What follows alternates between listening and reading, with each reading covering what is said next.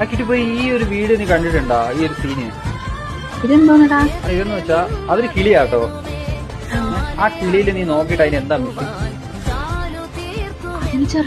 ചിറകില്ല. ഒരു കിളിക്ക് ഏറ്റവും ആവശ്യം എന്തോ പറക്കണതല്ലേ.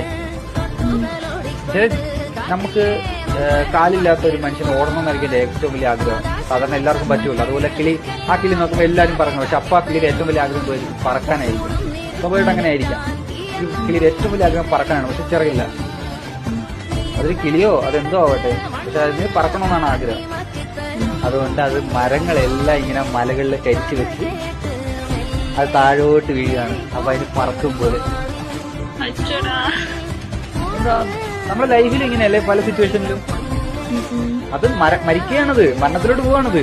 ആ കുഞ്ഞിന് താഴോട്ട് അറിയണ അതിന്റെ ജീവിതം സാക്രിഫൈസ് ചെയ്യേണ്ടി വന്നു അതിന്റെ ഡ്രീം അച്ചീവ് ചെയ്യാൻ.